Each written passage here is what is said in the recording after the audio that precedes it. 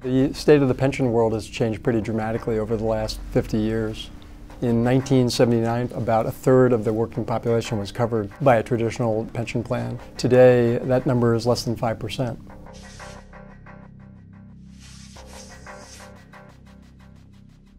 A defined benefit plan is one that traditionally provides for a certain payment upon retiring for the length of your life.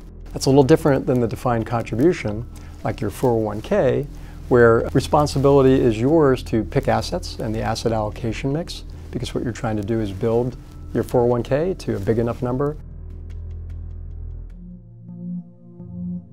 The responsibility has been shifted to the individual because defined contribution plans have gone from about the same low number, a little less than 5%, up to about a third.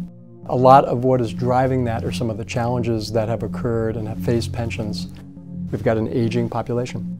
10,000 people are retiring every day. This is where savers become dissavers. They need that cash flow. And the challenge for the company is that they are now in a cash outflow period where they need to start paying. On the positive side, we're all living longer. From the corporation's perspective, that's a challenge because they have to make those assets last a lot longer to handle the length of life.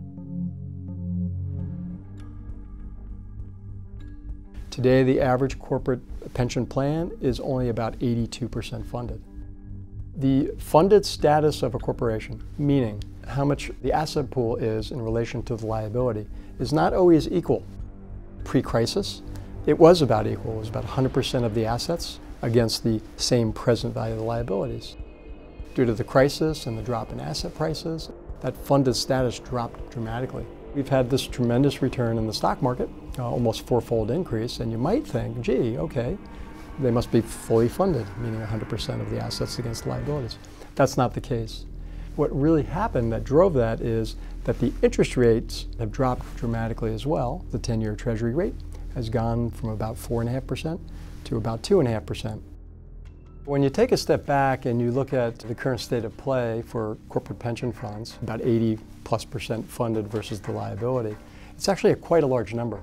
It's roughly a $4 trillion pension fund obligation, and if 20% of that is underfunded, that's almost $1 trillion rounding up. So it's a big, big number. We need tools that provide precision to meeting those liabilities as they come due.